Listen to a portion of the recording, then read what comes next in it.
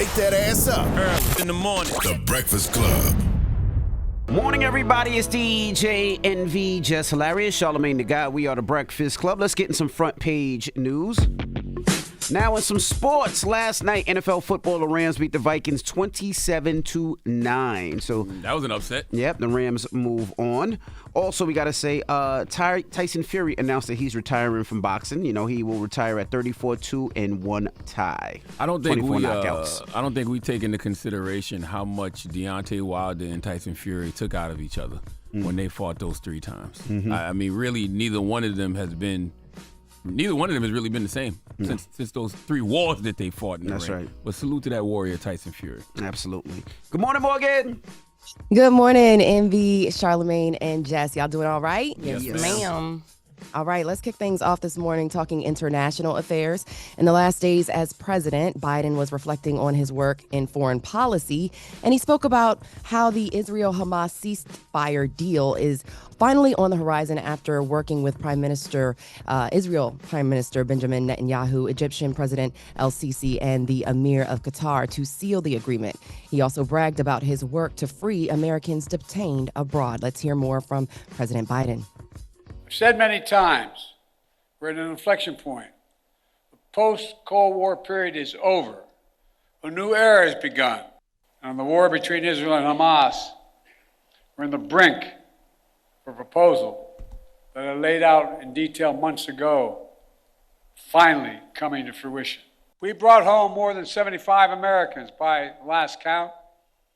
In some cases, it took months, even years of effort. And when it comes to, go ahead. No, I was going to say, I'm happy to hear that. Would have really helped politically if, he would have got this done months before the election. But here we are. Yeah, well, and when it comes to Russia's war in Ukraine, Biden added that U.S. has delivered aid and garnered the support of 50 other nations to support the assistance in Ukraine, adding that there is more to do. Now, meanwhile, Secretary of State Antony Blinken, he also says a breakthrough in ceasefire talks is on the horizon. The Secretary of State cautioned that Mohammed Sinwar could pull his support at any moment, though. He added that without going into detail, that the deal's framework is the same as President Biden presented last May, which included hostages released, a halt in fighting, and an influx in humanitarian assistance. Let's hear those comments from Secretary of State Antony Blinken. We've been working on negotiating the final details, everything that has to go into implementation, and time and again, that's been delayed or derailed by some event. But now we're at a point, as I said, where we are closer than we've ever been. The ball is in Hamas's court, but it's very close, and we are very hopeful that we get it over the finish line, finally, after all this time.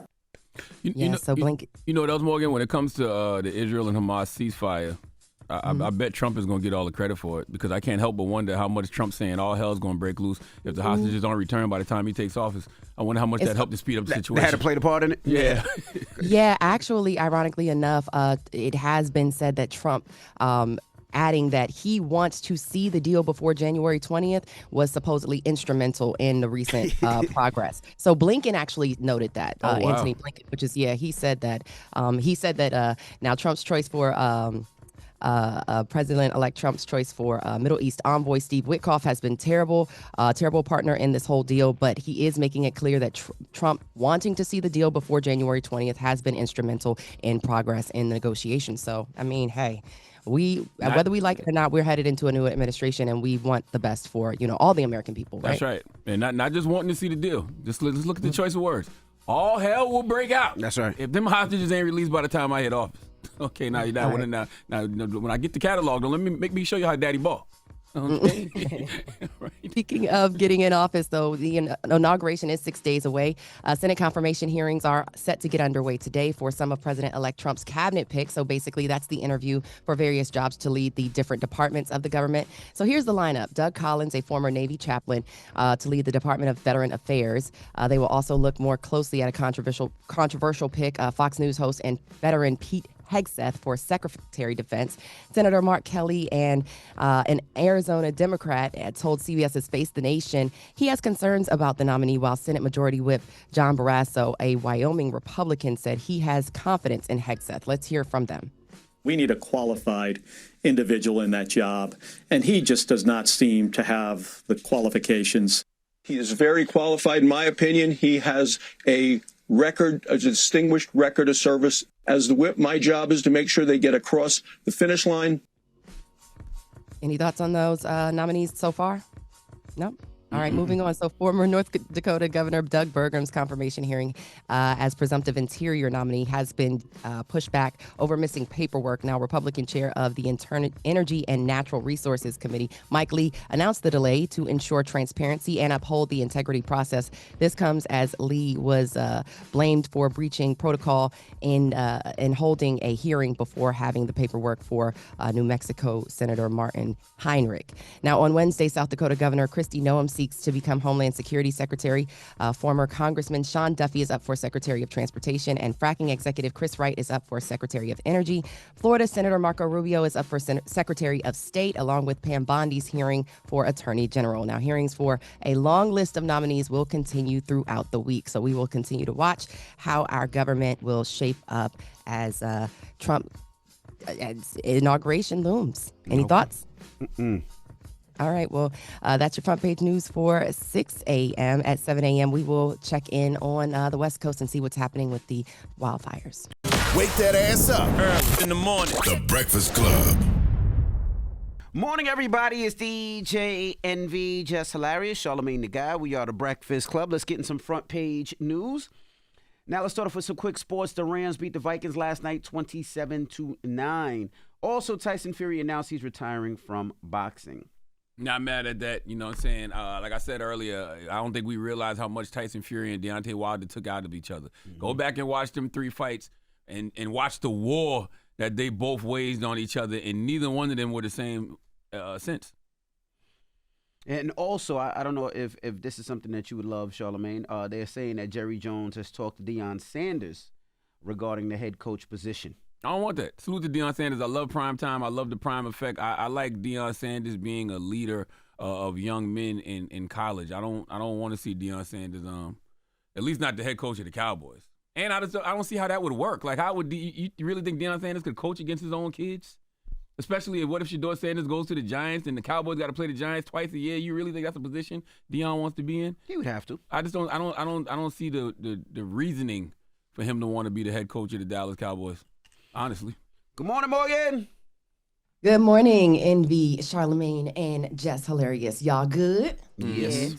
Yeah, okay. So in case you missed it, we are talking about what's happening out west with the fires. President Biden, he's announcing a one-time payment of $770 to each resident impacted by the Los Angeles wildfires. The amount is a standardized amount provided by FEMA's Serious Needs Assistant Program. Let's hear more from Biden on that payment.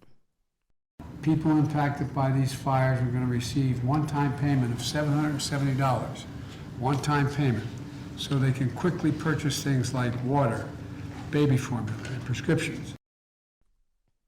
Yeah, so Biden was joined at his desk in the Oval Office by Vice President Harris and FEMA officials earlier this week, amongst others. And the death toll is, as it reportedly is up to 24 people, with California Gavin Newsom saying there are likely to be a lot more. We're learning more about the order suspending some environmental requirements to speed up wildfire recovery efforts in LA County, issued by Governor Gavin Newsom. It suspends permitting and review requirements under 2 environmental protection acts. They are the California Environmental Quality Act and the California Coastal Act. This will apply to residents planning to rebuild their homes and businesses destroyed by the Palisades and Eaton fires. Let's hear more from Governor Gavin Newsom, the California governor, about LA 2.0. That's what he's calling it.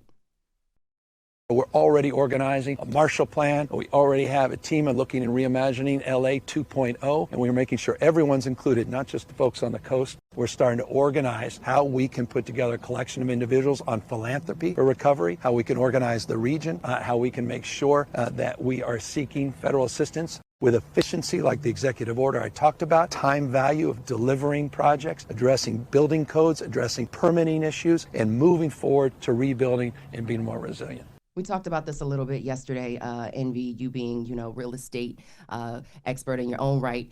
Your thoughts on fast-tracking these types of things. You think it'll be terrible on the back end, or, something you might be dealing with on the back end, or you think it could be for the better?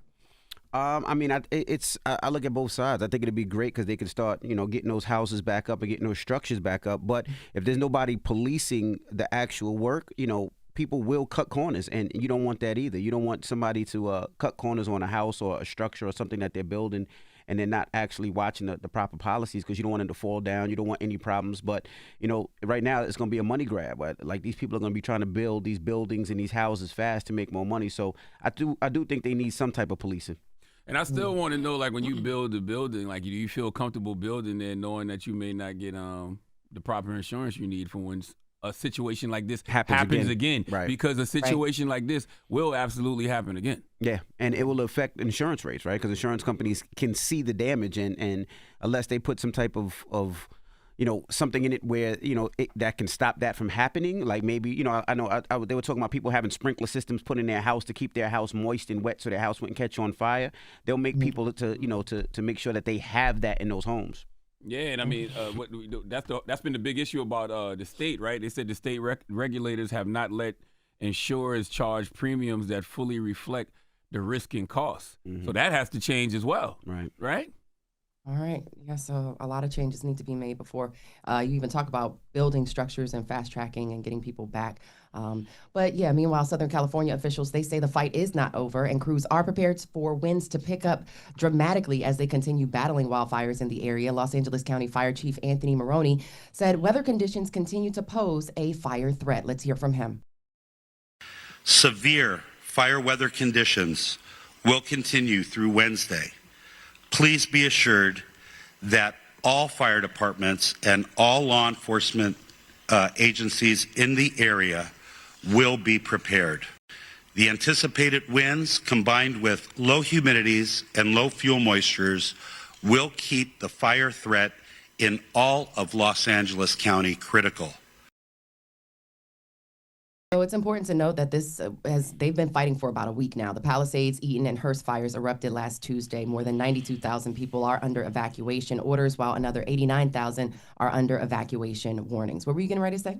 No, I was going to say, and also they got to figure out, how to stop this. Meaning, if you pay money for your taxes, and your taxes are supposed to take care of your fire department and your police department, but like in the police department, they're fighting, they don't have bullets. How does that help? Like, in the same thing with the fire department, there should be no way that there was no water in them fire hydrants, right? You pay all this money in taxes, you pay for these things just in case to make sure they protect you. But if there's no water in the fire hydrants, if the police have no water pressure to put out these fires, where is all that money going to? Who is supposed to be doing the checks and balances to make sure that these things are working and that these things are safe? And if they're not, that person or that department needs to be changed or fired or something, because that's the main problem. Yeah, that would be the elected officials. But like you said, questions that need to be answered for the American people, especially the people out west in California. Somebody commented on that yesterday too, Envy, about what you said about the fire hydrants. They said that the fire hydrants, there was 114 tanks in total, all of which were fully filled before the fires. However, the 3 water tanks in the Palisades were unable to be refilled because of high demand. That's what it was. Yeah, I did hear that the pressure was on the fire hydrants weren't as strong as it needed to be because of also the demand of pulling water from, they said 4 times the normal demand was seen for 15 hours straight, which lowered the water pressure. Yeah, well, that's just so unfortunate. But California, you know what I'm saying? Do what y'all need to do to get yourselves, not to say like do what y'all need to do, but make sure you got the right people in power to get what you need on this back end of this. But bringing things home to you guys in New York, a controversial migrant shelter in Brooklyn, built at the height of New York's migrant crisis in 2023, now stands empty. New York City Mayor Eric Adams toured the former shelter at Flood Bennett Field as workers dismantled the facility, which once housed more than 2,000 migrants. Now, Adams says that fewer migrants now arriving in New York will be closing additional shelters in Brooklyn, Manhattan, Queens, and Yonkers, in addition to Staten Island. But even as migrant crisis eases, Adams says the broken U.S. immigration system still needs to be fixed. Now, this comes as Eric Adams is laughing off a new poll that shows former Governor Andrew Cuomo getting more support than him in the Democratic mayoral field. A survey by Progressives for Democracy in America shows Cuomo getting 32% support when likely Democratic voters were asked to choose a favorite candidate. Now, Adams brushed off the poll and reminded folks the way he was behind Andrew Yang at one point before beating Yang. Let's hear more from Eric Adams. Andrew was kicking my rear. And you know what? We don't say Mayor Yang. We say Mayor Adams. Polls don't make mayors. People do. I don't focus on polls, folks. Those who carried me, Jeff, what do I always say? Stay focused, no distractions, and grind. So, of course, City Comptroller Scott Stinger was next at 10%, and Mayor Eric Adams came in third with only 6% of support. Cuomo hasn't even entered the race, and the New York City mayoral election is on November 4th, later this year. So it looks like New York is already ramping up with, what we going to do? How y'all feeling? No? I'm not. I don't vote in New York. I live here, but I vote in Jersey. I know that's right. Well, speaking of Jersey, have you heard about the reverse toll thing that's happening? What's the reverse toll thing? Yeah, so basically what I had heard was there was a proposal that there will be a reverse toll or reversal on congestion pricing for New Yorkers that come into Jersey that use the malls and use things like that. A Jersey City official was talking about that, but I'll get more information about that and bring that back to you. Jersey ain't got no congestion pricing, do they? Yeah, but that's what they're saying. They do a reverse toll because people, if most people don't live, of course, New York, New Jersey, but most people drive to New Jersey to shop because in New Jersey there's no tax on clothes. So they're saying to stick New Yorkers back like they're sticking Jersey who actually work there. They put like a congestion prices on the way to the mall, so it charges people the price back when they come to shop in New Jersey. God, why are they doing this to people? Why y'all got your hands in our pockets so much? Don't you realize how hard things are already out here? Why are you making it even harder? Like, why? Jersey City Mayor Stephen Fulop is proposing a reverse congestion pricing toll to charge drivers from New York. Drivers, of course, are reacting to that. In a policy paper, the mayor who is running for New Jersey governor says the Garden State should impose its own fee on New York drivers, that it would be dedicated revenue source for light rail and path expansion projects. He says Manhattan's congestion pricing plan simply benefits New York City's infrastructure at the expense of New Jersey residents. It comes as President-elect Donald Trump met with New Jersey and New York lawmakers over the weekend, doubling down to attempt the end of the toll. Now, they're also talking about how, Donald Trump is saying that he vows to kill congestion pricing as soon as he's sworn in. But unfortunately, it's already gone through the process. So only way to kill that right now would be to take it up through Congress. So we'll see what happens with that. We need Trump to say all hell's going to break out if that congestion pricing is not gone by the time I get into office. Okay? All right, so that's your front page news. I'm Morgan Wood. Follow me on social at Morgan Media for more news coverage. Follow at Black Information Network. Download the free iHeartRadio app and visit us at BINnews.com. Thank y'all. Wake that ass up. Early in the morning. The Breakfast Club.